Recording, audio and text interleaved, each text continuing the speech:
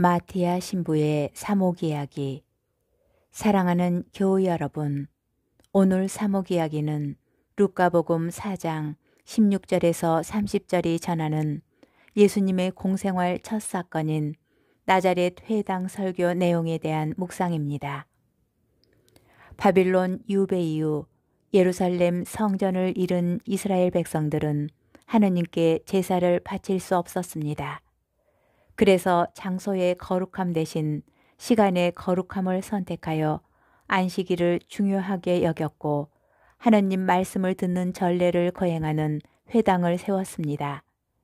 루카복음 사가는 1, 2, 3장에서 예수님의 공생활 이전의 모습을 다른 복음에 비해서 길고 자세하게 소개하고 나서 세례 사건과 광야에서의 유혹 이야기 다음에 하느님 나라를 선포하시는 예수님의 본격적인 공생활을 안식일의 나자렛 회당의 설교로 시작하고 있는 것입니다. 먼저 루카복음 3장 21절 22절에서 예수님께서 세례를 받으셨을 때 성령께서 그분 위에 내려오셨고 하늘로부터 너는 내가 사랑하는 아들, 내 마음에 드는 아들이다 라는 소리가 들렸다고 전합니다.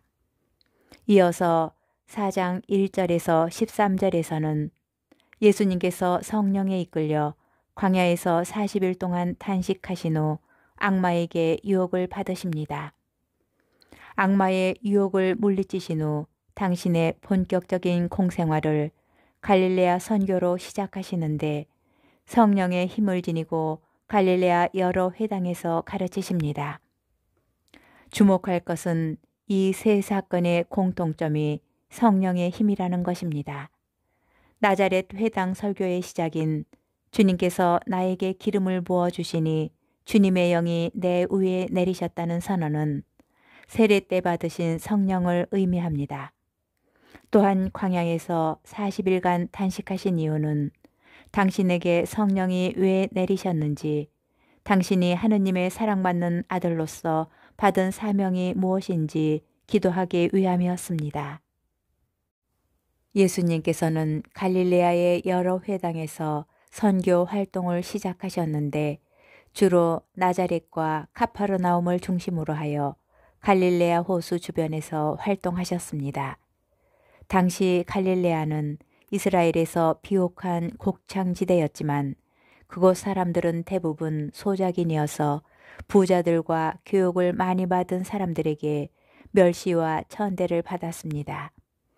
유대교의 지도자들은 이들을 율법을 모르고 지키지도 않는 죄인으로 낙인짓고 상종하려 들지도 않았습니다. 예수님께서 이렇게 이스라엘의 수도가 아닌 이방인의 땅, 소외되고 상처받은 이들의 땅인 변방 갈릴레아에서 복음을 전하셨다는 것도 우리에게 시사하는 바가 큽니다. 예수님의 공생활의 시작을 기록한 내용들은 복음서마다 다르기 때문에 우리는 그것으로 각 복음서의 주된 관심사가 무엇이었는지 알 수 있습니다. 루카 복음서에서는 오늘 우리가 묵상하는 4장 16절에서 30절의 나자렛 회당 설교가 예수님의 첫 말씀으로 소개되는데 하늘나라의 출사표, 메시아로서의 취임 연설이라고 해도 과언이 아닙니다. 예수님께서는 고향 나자렛 회당에 들어가시어 이사야서 61장 1, 2절의 말씀을 선포하십니다. 이 말씀이야말로 예수님께서 40주야 단식 기도를 통해서 깨닫게 된 메시아로서의 사명의 선언이었습니다. 주님께서 나에게 기름을 부어주시니 주 하느님의 영이 내 위에 내리셨다. 주님께서 나를 보내시어 가난한 이들에게 기쁜 소식을 전하고 잡혀간 이들에게 해방을 선포하며 눈먼 이들을 다시 보게 하고 억압받는 이들을 해방시켜 내보내며 주님의 은혜로운 해를 선포하게 하셨다. 이 말씀에서 우리는 예수님의 사명과 관련하여 두 가지 내용에 주목해야 합니다. 첫째는 예수님께서 성령으로 기름 부음을 받으신 분, 곧 메시아시라고 선언하셨다는 것입니다. 더 나아가서 예수님께서는 오늘 이 성경 말씀이 너희가 듣는 가운데에서 이루어졌다는 말씀으로 당신께서 구약 성경의 예언을 성취하신 분이라고 선포하십니다. 둘째는 메시아로서 예수님의 사명의 핵심이 가난한 이들에게 기쁜 소식을, 잡혀간 이들에게 해방을 선포하는 희년 선포라는 것입니다. 루카 복음서는 이 말씀을 예수님의 첫 말씀으로 기록함으로써 가난한 이들에 대한 특별한 관심을 드러내고 있는 것입니다. 오늘 복음의 후반부는 군중의 변덕스런 반응과 예수님의 단호하고 당당한 태도입니다. 군중은 처음에는 예수님을 칭송하다가 잠시 뒤에는 예수님을 고을 밖으로 내몰아 산 벼랑에서 밀어 떨어뜨리려고 합니다. 우리 자신들에 비추어 묵상해보면 우리 안에 있는 두 가지 잠재된 마음이 아닐까요? 하느님께 복을 받으려는 마음과 그것이 채워지지 않으면 하느님을 원망하거나 불신하고 거부하는 마음이겠지요.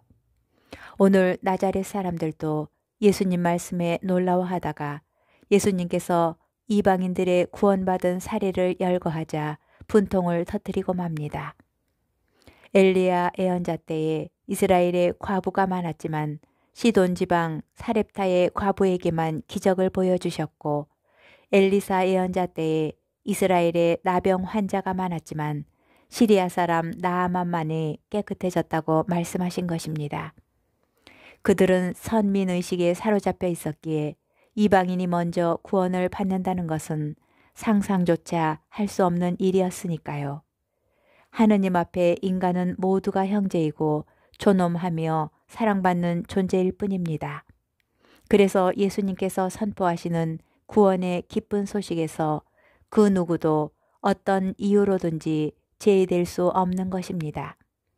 그래서 오늘 예수님께서는 가난한 이들, 잡혀간 이들, 억압받는 이들을 먼저 구원하시겠다고 선언하신 것입니다.